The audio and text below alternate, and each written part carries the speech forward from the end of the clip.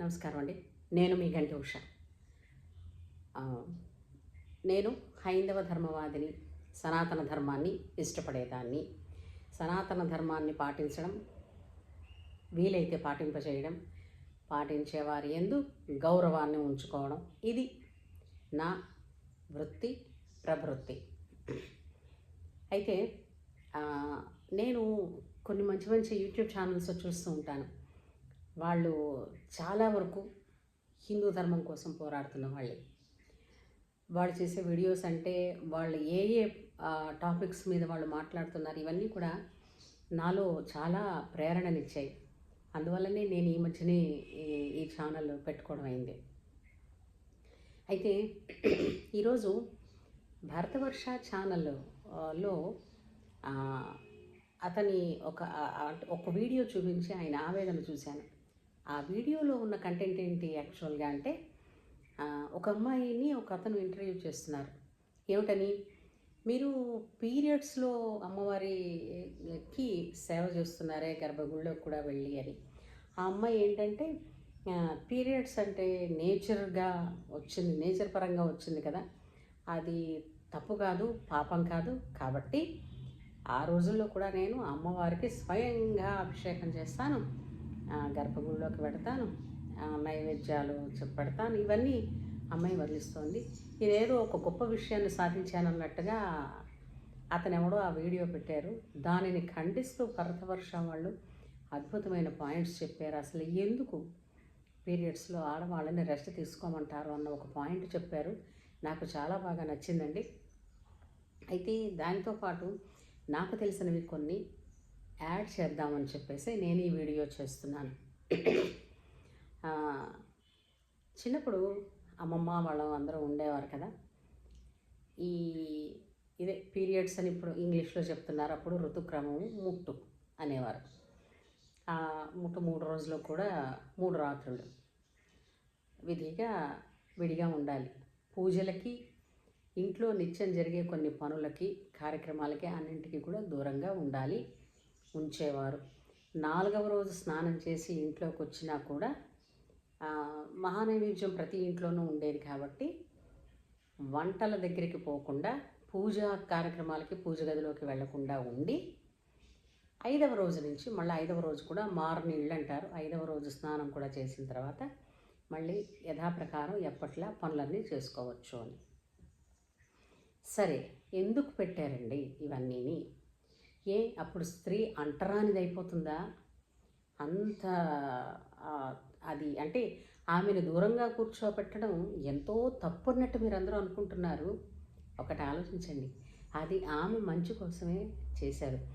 మన ఋషులు ఇచ్చిన సంప్రదాయం కానీ, మనకి వేదం చెప్పిన విహిత కర్మలు కానీ కూడా మానవ జీవన విధానం సవ్యంగా, ఆరోగ్యంగా, దీర్ఘాయుష్మంతంగా సాగిపోవడానికి మాత్రమే చెప్పారు. మనం చేస్తున్న ఈ చేష్టలతో ఆయుర్దాయాన్ని తగ్గించుకుంటున్నాం, ఆరోగ్యాన్ని అయితే ఇంకా అతపాతాళానికే తొక్కేసాం. ఎలా అంటారు, ఇప్పుడు తెలియకపోతే తెలుసుకోవాలి అంతే తప్ప, తెలుసుకోవడానికి బద్ధకపడిపోయి నాకు తెలిసిందే వేదం అని అనుకుని మనోధర్మాన్ని, అంటే నా మనస్సు ఏది చెప్తే అదే ధర్మమా? ధర్మాన్ని అసలు అలా పాటించమని చెప్పారా? ఎలా నేర్చుకోమన్నారు ధర్మాన్ని? ధర్మం అంటే అసలు ఏమిటండి? కర్తవ్యం,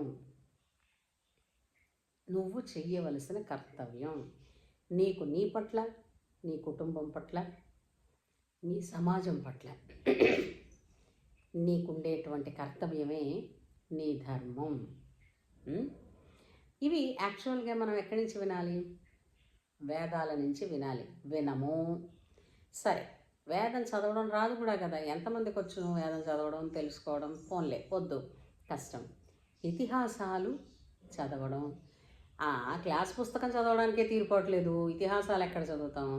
అసలు అవన్నీ చదువుతూ కూర్చుంటా ఉంటే మన పాత చింతకాయ పచ్చడి అనరు, అందుకని మనకు వద్దు, వద్దు. కొన్ని పురాణాలు వింటావా? ఏంటి నీ బుద్ధులు ఏంటి, నీ వయసు ఏంటి, నువ్వు పురాణం వినడం ఏంటి? ఏదో మంచి పబ్బుకి వెళ్ళాలి కానీ మంచి ఇవి కదా, పురాణం వినం. సరే, పెద్దలు వాళ్ళు చేసిన వాళ్ళు ఆచరించినటువంటి సంప్రదాయాలు, వాళ్ళు ఏ విధంగా ఉండేవారు, పోనీ అవన్నీ తెలుసుకుంటామా? కనీసం తెలుగు తిథులు నక్షత్రాలనే తెలుసుకోలేనటువంటి తల్లులు ఎంతోమంది ఉన్నారు. అసలు పంచాంగాన్ని పట్టుకుంటే ఎలా చూడాలో కూడా తెలుసుకొని వాళ్ళు చాలామంది ఇప్పటికీ ఉన్నారు. తెలిసిన వాళ్ళ గురించి, ఆచరిస్తున్న వాళ్ళ గురించి నేనేమీ అనటం లేదండి. వాళ్ళందరూ అలాగే ధర్మాన్ని కొనసాగించేద్దరుగాక. చాలామంది అంటే మనం చేస్తున్న వాళ్ళము, తెలుసుకున్న వాళ్ళము 10% అయితే నిర్లక్ష్యంగా వదిలేసిన వాళ్ళ శాతమే ఎక్కువ ఉన్నదన్నది నా యొక్క తపన, బాధ. అంతే. మనం ఆచారాలు పెద్దవాళ్ళ దగ్గర నుంచి తెలుసుకుందాం అంటే పెద్దవాళ్ళందరినీ హోమేజ్లకు ఏమంటారు, అది ఓల్డ్ ఏజ్ హోమ్లకు పంపించేస్తే ఎలా తెలుస్తాయండి?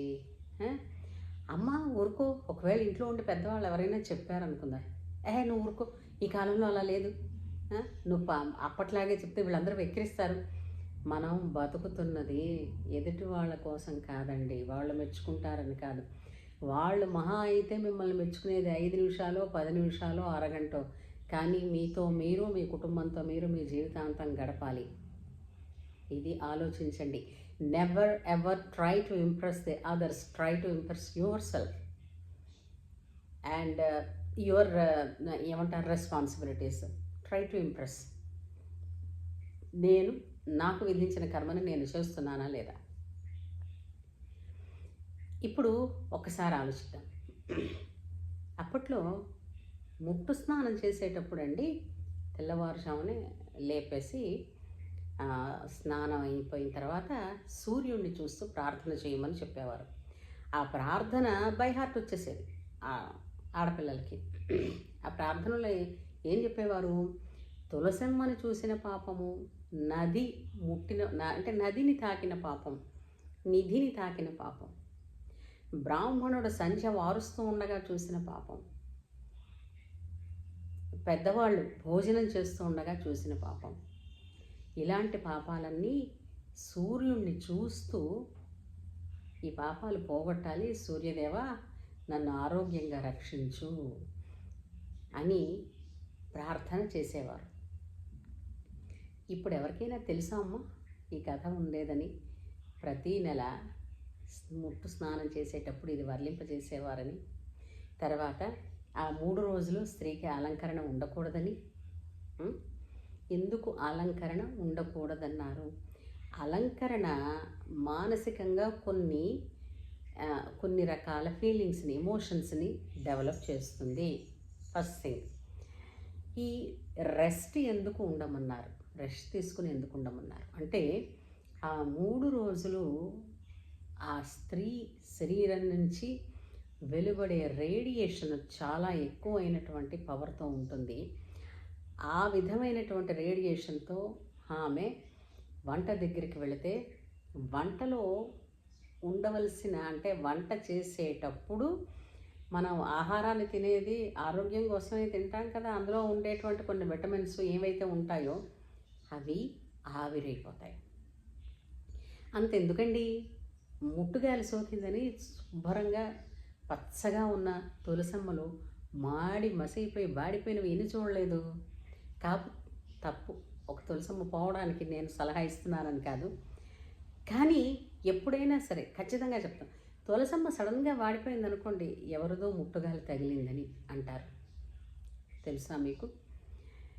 ఇంకొకటండి, ఇప్పుడు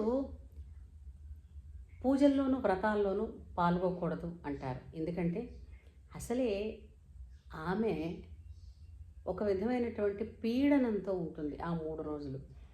ఆ పీడనతో పాటు ఈ పనులు చేయడం వల్ల ఏంటి జరుగుతుంది? ఒకటి, ఏ పని అయితే అంటే ఒక వ్రతం చేయాలంటే ఉండేటటువంటి భక్తి, అది అక్కడ ఫోకస్ ఉండదు. అందువలన ఏంటవుతుంది? కొన్ని చిరాకుగా ఉంటాయి, అంటే కొంత అసౌకర్యం అన్నది ఆ స్త్రీకి కలుగుతుంది. కాబట్టి అసౌకర్యమైనటువంటి భావం ఉంటూ ఉండగా ఏ పని చేసినా కూడా 100% సక్సెస్ అవ్వదు. కాబట్టి రెండోది, ఈ విధమైన రెస్ట్ తీసుకోవాల్సిన సమయంలో ఆమె గనక ముస్తాబులు అన్నీ చేసుకుని ఉంటే అది మరో విధమైనటువంటి భావాలకి ఇతరులకి గనక కలిగిస్తే అది ఇంకా ఇబ్బందికరం అవుతుందని భర్తకి కూడా దూరంగా ఆ 3 రోజులు ఉండమని చెప్తారు. ఇంకోటి ఏం చెప్తారు, ఆమె స్నానం చేసిన తర్వాత భర్తని తిరిగి అతని జంధ్యాన్ని మార్చుకోమని చెప్తారు. ఎందుకండి, గాయత్రి సో పవర్ఫుల్ కదా. ఆ పవరు కూడా తగ్గిపోతుంది ముట్టు గాలి సోకితే. కాబట్టి ముట్టు నీళ్లు పోసుకున్న నాడు భార్యకు ముట్టు నీళ్ళ స్నానం అయినప్పుడు ప్రతిసారి కూడా భర్త జంధ్యాన్ని మారుస్తాడు. ఎంతమందికి తెలిసింది? అలాంటిది ఇప్పుడు పక్క ఎక్కేసి అదే సేమ్ బెడ్ మీద సేమ్ గదిలో ఏమని చెప్తాం, ఎవరినని చెప్తాం, ఎవరు వింటారని, ఎవరు అర్థం చేసుకుంటారని. ఇప్పుడు అలా కూర్చుంటే ప్రత్యేకంగా దూరంగా చూస్తారు. ఎందుకు ఇలా కూర్చున్నావు అని అడుగుతారు. అందరికీ అన్నీ తెలియాల్సిన అవసరం లేదు. ఇప్పుడున్న పరిస్థితుల్లో ఒకడుగు దూరంలో ఉన్నా సరే మనం పాటించాలి అని అనుకుంటే where there is a will there is a way. అది ఆమె గర్భాశయాన్ని కాపాడుతుంది ఈ రెస్ట్ అనేటటువంటిది కేవలం ఆ దృష్టితోనే. ఇలా కాకుండా ఈ కలిపేసుకుని మధ్యలో తిరిగేసి ముస్తాబులైపోయి అన్నింటిలోనూ పార్టిసిపేట్ చేస్తున్న వాళ్ళకి చాలా రకాల ప్రాబ్లమ్స్ ఉన్నాయి. అవి నేను చెప్పక్కర్లేదు బయటికి. తర్వాత చాలామందికి ఈ ఈ ఈ విధమైనటువంటి వ్యవహారం చేసిన వాళ్ళకి ఎంతోమందికి ఎన్నో రకాల ప్రాబ్లమ్స్ వచ్చి వాటికి యూట్రస్ రిమూవల్ చేసేసిన పరిస్థితులు కూడా ఉన్నాయి. కానీ కొద్దిగా కొంచెం వెనక్కి వెళ్ళి ఆలోచించి చూడండి. ఇప్పుడు మా అమ్మలు కానీ మా దొడ్డమ్మలు కానీ వీళ్ళందరూ ఉన్నారు. 11 మంది కానుకలు పిల్లల్ని కనేశారు, దృఢంగా ఉన్నారు. మూట్లు పోయిన తర్వాత హాయిగా ఆరోగ్యంగా ఉన్నారు తప్పించి మళ్ళీ దానికి ఏదో బాధ కలిగిందని దానివల్ల ఏదో ఇబ్బంది కలిగిందని ఇవేవి లేవే. ఎందువల్ల వాళ్ళు ఎందుకు ఏమిటి అని అడగకుండా అప్పుడు చెప్పిన వాళ్ళ మాట విన్నారు.